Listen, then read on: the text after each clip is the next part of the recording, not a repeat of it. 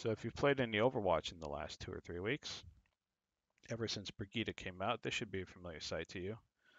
Reinhardt and his best buddy off-tank Brigitte tearing it up in the front line, protecting and serving, swinging away. If you watched Overwatch League at all so far this week in Stage 4, you would have seen similar, right? Brigitte, Reinhardt, Zarya, wailing away on each other in the front line, lots of sustain, nobody dying too quickly, and building towards an ultimate that's going to, make or break the fight, right? Whether it be Graviton or something of that nature. Um, this has been the most common implementation of Brigitte so far in Overwatch. It's what you've probably seen in your ranked games. It's what's been most prominent so far in the opening games of the Overwatch League. But it has not been the only implementation of Brigitte. Um, So last night we saw something very interesting where Brigitte was basically used as a main tank. And in some scrims that I've been doing with contenders teams, we've been experimenting with Brigitte basically as a healer. Who am I, by the way? My name is Brad, um, former head coach of the San Francisco Shock, recently released just over a week ago. I also used to own Selfless Gaming. Welcome. Hi, how you doing? Okay, great. Don't laugh. So what I really wanted to talk about today is the new possibilities that seem to be opening up with Brigitte as people play with her more and more. And the first one I wanted to talk about was what Houston Outlaws showed us last night against the London Spitfire, where they basically used Brigitte as a main tank. And of course, Brigitte has elements to her kit that are often associated with many different roles, right? So with main tank, she has the shield, that's like a main tank. She has CC abilities, crowd control abilities, that is most often associated, I would say, with off tanks like Diva Boop and Roadhog Hook. Um, and then she also, of course, has healing, which makes her kind of like a support, right? So um, she has this like very diverse kit, and it opens up a lot of possibilities in terms of how you want to use her. Um, in this particular case, Houston Outlaws is going to show us their take on using Brigitte as a main tank. Let's just get into the video here and just get it rolling. Um, we'll do a little VOD analysis while we're here. So kind of cool, but basically you can see what they had in mind here. Diva, if you didn't catch it, Diva flew all the way up here. She's about to fall down and land here. Jake is rolling out, putting a Sonic Arrow on the wall to see if there's anybody there. He's pocketed with both with the Harmony Orb and with the Mercy. Um, and if London had been playing close, they would have landed here, put a lot of damage into here, right? Um, with the Diva Matrix up, and make them want to like back out with that Sonic Arrow. And had they done that, of course, London would have been backing out into their own demise in terms of a Widow behind a shield here with Muma, basically shooting them as they exit. Didn't happen. London didn't actually really play close, so that was all for nothing. But it's cool to see that Houston had a game plan there to deal with the close defense. All right, so Brigitte going on the high ground, shielding for the Widow, looking for this opening pick. Nothing really materializing. Payload's getting pushed by Zen, I assume, right now. I can't really see for sure, but no, actually, no. Zen went high ground. It's Diva pushing the payload. Okay. So, anyways, they're getting all this space for free, and you can see Winston's going to jump in here. He can't get anything done. He takes damage early. Basically, the Winston's useless at this point. If anyone didn't notice, by the way, Prophet switched to Junkrat, which is a bit of a thonker. I don't think that that would do much, but you know, he does get a lot of damage in actually, but they're not able to follow up on any of these kills. They're not able to get anything done here. All the space has been given. The Zen, the Widow, and the Hanzo keep getting better and better positions. The payload keeps pushing. It's just a lot of pressure that London's under here. They don't know what to do. You can see gestures just like at a loss, like what do I do? What do I jump on? Where do I go? He just can't figure. He can't see any opportunities because there aren't any. On that topic, right? Like just to show you how dumb you look trying to dive into this comp that London has, or that Houston has. First of all, let's just talk about the nature of what Houston's doing here. It used to be the conventional thinking, right? That that offense is basically that they have to like dive the defense. That the defense is set up in high ground and the offense has to like run dive and get on them and then like win the team fight and then push the payload, right? But with the rise of Widow and snipers in general in the Overwatch League, and the Overwatch League's been favoring like a very slow pick-based playstyle lately. Very different, for example, than what you see in like Korean contenders, where they were running like Sombra Dive, with Lucio Moira, very fast-paced Overwatch, right? The Overwatch League has favored a very slow control style for the most part. Dive has been decreasing, Widow and Junkrat have been increasing, Orisa has been increasing in usage, right? So with the rise of Widow comes a different, perspective on first point Gibraltar offense, which is make the defense dive you, bait them to dive you, have your Zen push for more and more aggressive damage, get them into better and better positions, have your Widow and Hanzo in this case, go for better and better angles, and push the cart the whole time. And if they don't get a pick quickly enough, they're in big trouble. And then they got to jump on the cart and then eat the damage coming from all of these ranged damage sources, right? In this case, double sniper plus Zen, which is kind of his own type of sniper. And then a Brigitte paired with the D.Va on the cart who can also do a lot of damage. Now, if they try to dive the back line, right? Because like, oh, hey, we want to do something about those snipers. I mean, this is how silly you look trying to do that, right? Watch gesture here. Now, they're kind of already down in this fight, but I mean, in what world, if you can just like look at the whole scenario here, in what world was Gesture going to get really anything done here? Mercy's there to, D.Va's there, everybody's there to basically just take him down. Prophet was never going to be able to close that distance. This is why Widow's so powerful on first point Gibraltar, and on Gibraltar in general, right? These distances are so long that dive kind of just looks a little ridiculous. So, yeah. Anyways, going back to this, put this on normal speed here. They basically cap for free. And you can see here that London now is going to switch off this comp. And they're going to switch to actually something that's not a bad answer to the situation at hand. They realized, hey, we can't stop the cart from pushing. We can't dive. We need to stop the payload. We need to like create like a standoff and then just like slow this whole situation down because we're getting steamrolled, right? A standoff favors the defense, of course, right? The clock is ticking against the offense. So they switched to Rhine, they switched to Brigitte, and they have the D.Va, triple tank with a Widow. They got what they needed. They got shields and matrix. This is going to allow them to stand on the payload and actually hold it there, right? And at least wait for like kills to happen before they get any more payload push for free. All right, so good response from London here. Now they found the right answer. The Junkrat wasn't the answer. This is a much better answer. Cool little use of Brigitte's shield here for the Widow. And you can see this angle that Link's playing. He's going to fight for this angle a lot, okay, because it's a very powerful angle for him. Before we get into that, let's talk about what the game plan is here. Now that London has something to stop the payload, what's going to be the game plan for Houston to break through this? The answer for them, and it's a good answer, is to kill Reinhardt. They want to kill Reinhardt, get that shield out of the way so that their 3 ranged damage dealers can actually do damage. They're not going to try to break his shield, they're going to try to kill Reinhardt itself. So how are they going to do that? Well, they've got a couple of different like little combinations that they do to basically try to kill the Reinhardt. One of the ones here is basically Brigitte stun combined with D.Va bomb, right? So they threw a D.Va bomb out. Muma like walks in with the bomb in the air and then goes for the stun on gesture. You didn't catch the stun, but he was stunned. Anyways, so that's one way. Another way is basically a 5-1 setup with different angles. So this particular angle, as I alluded to before, is really powerful for Linkser to the point that he can kind of play up here alone. He doesn't need the mercy pocket. So what they're doing is they have 5 people pushing the cart, exerting a lot of pressure on the front line and on that Reinhardt.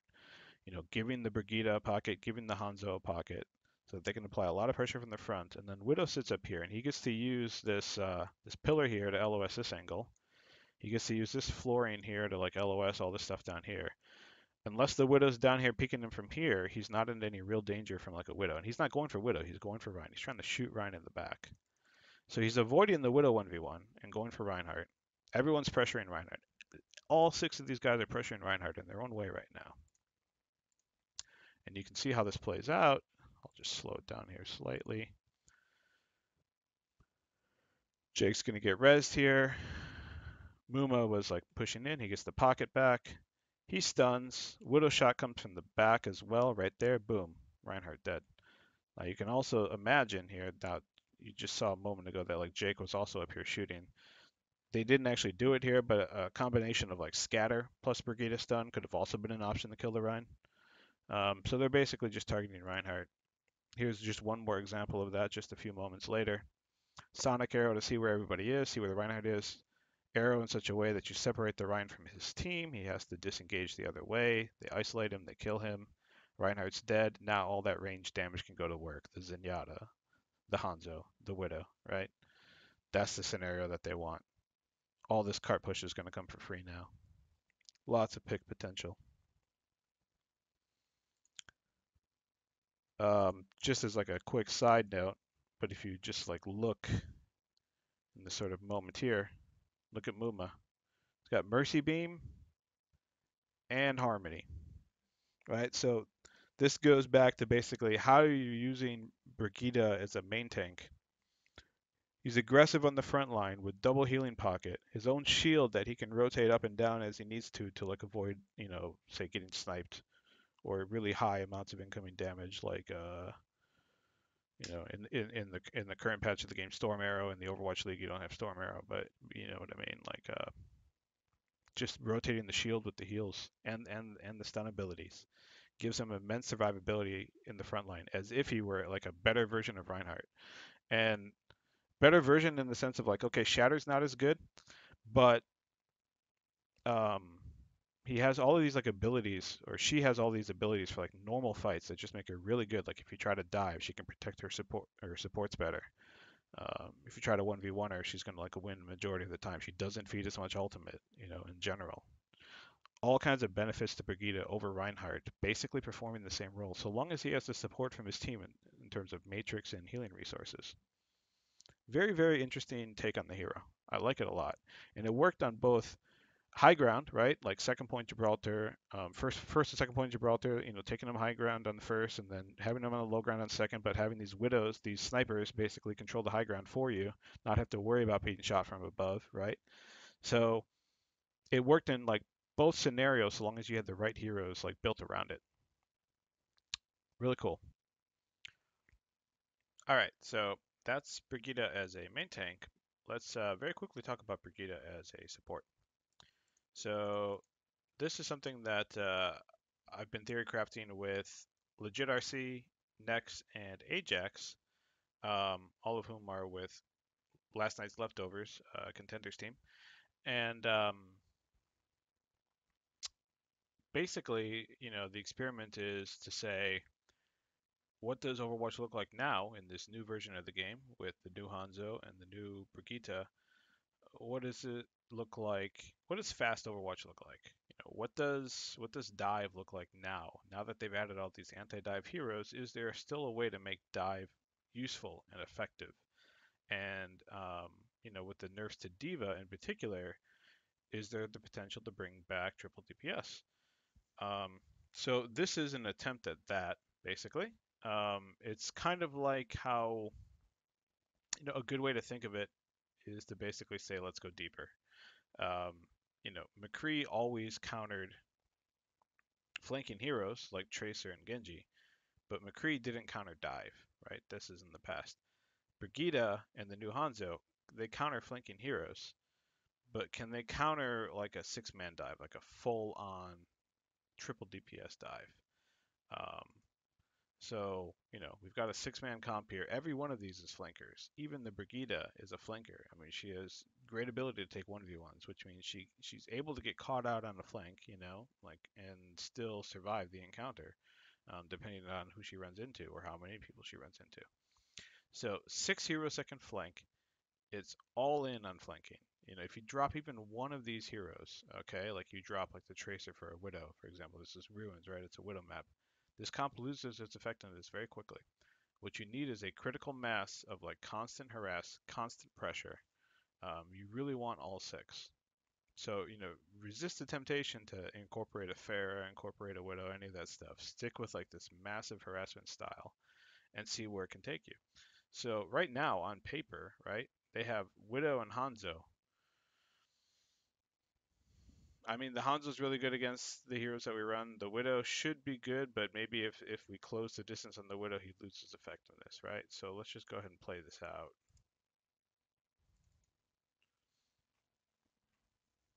And as you'll see, that's essentially exactly what happens, right? So we've hacked the Mega over here, but Tracer and Sombra are already looking to get on the back line, harass this Widow.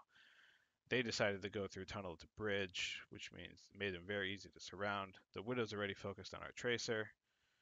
Sombra is going to translocate up there and help kill the Widow in just a moment. Meanwhile, all of these guys are balled up in a room from all the pressure that exists out here. And you can see how quickly, right? Like everyone's able to react and help each other. So much mobility in the field. Just calling targets is just generally speaking like enough to get people to start to work together. Now that they control the point, already they're going to be looking up to set up, the flanks, get the Winston hiding, get the Genji hiding, get the Sombra hiding, get that surround in early because that's essentially what this comp thrives on. It's like full surround, constantly taking away pieces of the map, not giving them the space that they want to work with, not making them feel like they can play Overwatch the way they want to play it. And you can see how blue team is working so hard to like clear flanks. Like Winston checked high ground, Diva pushed out Sombra. Our Winston still hasn't been cleared out yet. Now Diva's going to go do that. All of this time being spent pushing out flankers. And then we just go in again. Look, Dogman's back in again. He's going to feed here a little bit, but the blade comes out, saves the day. But you can just see the nature of it. Every time they spend time to clear out the flank, a new flank comes in from a different angle. And if there's a lot of LOS markers on the field, like all of these little pillars and buildings that you can hide behind, this allows the Brigitte in particular to get close to the action and still get AoE heals off. So long as the map is like mostly flat ground, not a lot of high ground, which of course the Brigitte and the Tracer will struggle with lots of high ground or really, really high ground. So long as it's a relatively flat map with lots of LOS barriers, um, line of sight barriers, this comp can do very, very well. This fight right here is lost as a result of a bad EMP. Also, Dummy made that mistake I said not to make. He switched to Widow, and took away some of the effectiveness of the comp because we no longer have a Tracer. So if I were to play this out, you would see them continue to struggle with the Widow, and then eventually on one of these retakes, Dummy goes back to Tracer, and they take it successfully. Easy peasy. All right, so one less example of this comp where it can potentially work. And I'm sure there's many others. It's just the first week of us trying it. Like I only tried it in a few blocks so far, but it's just so interesting and it's been showing some potential, so that's why I bring it up. Um, Second point, Volskaya defense. Um, you can see there's 7 minutes on the clock. It failed instantly on first, but uh, the red team, or sorry, the blue team does manage to hold on this defense for the full 7 minutes. And you can kind of just see from this perspective right here, all of the different like threats that exist from this comp, right? Like Sombra is already out here like going for the back. Tracer can always come through the back. Genji can come over the top. Winston can jump whenever he wants. All of these threats from so many different directions. If I were to go forward even a little further here, assuming you didn't want to take the fight outside of the choke here and you want to take it inside, look where the Brigitte is, right? If you could see her, right here. Here's Tracer over here. Tracer, Brigitte. You know, Brigitte is essentially playing a flank by herself, and she's totally fine. And she's on a Mega that's like hacked for her. And then she gets to come out here, and when the divers come in, she's already there giving the AoE healing. It's a very, very powerful combination. If she wanted to play point for whatever reason, Sombra could put a translocator on a point and come back and work with the Brigitte on point. Um, so many different ways you can play this, so many different angles you can come from, so many threats in the field for the backline. And that's the nature of 2CP, right? Is like even you basically always want to be trading kills. Even if you lose people, you want them to lose people, and this gives you a way to basically have 6 threats, from a multitude of different directions. Here they're playing this setup more passively. They don't have to be doing this. It's just another way to play it. I guess if you were to point out something here that's like a weakness, right? It's like, okay, you don't have a Zen, so you don't have trans. So what's to stop you on defense from just getting wiped out by like one good blade, right? They just like force the beat out through other means and then blade. Or, beats is very hard to build, right? So maybe they just blade and then they get the next blade before you get beat. Um, that's a possibility, of course, but because everybody plays so spread out, not of course when they're rallying, but because everybody plays so spread out in general, right? Um, it can be very, very difficult to actually get a good blade off, getting more than 1 or 2 kills. And while all that's happening, they're trading on the backline for kills. They have a better spawn advantage. So many different ways to handle it. You just got to make the right decisions. Now, is this weak? What's the weakness here? This team doesn't, they're running like standard dive offense, right? So you can see that this mega dive is good against standard dive, but maybe it wouldn't be as good against McCree, or maybe like a McCree Brigitte. I don't know. There's potentially things that could like really break this down. Um, it's too early to say. It hasn't been tested enough. But either way, I think it shows how versatile of a hero Brigitte really is. She can play in a death ball with a Ryan Zarya. She can play as a main tank with a double pocket, healing. She can play as a flanking solo, support hero. She can be played any number of ways. Really, really interesting hero. So many different strategies that can be opened up by her. I think Blizzard kind of did a good job with this. For all of the early complaining and outcry, I guess the Ryan Zarya stuff is like a little annoying to deal with. But as the meta expands and people come up with new ideas, I think there could be more interesting ways of using her than initially thought. So um, I'd be really especially interested to see if like she can survive as like basically this like full on dive stuff. But the main tank stuff is really interesting. Man, I'm just so excited to see how this pans out. So I guess we'll find out in stage 4 and beyond. Hope you guys liked the video. Thanks for watching. See you later.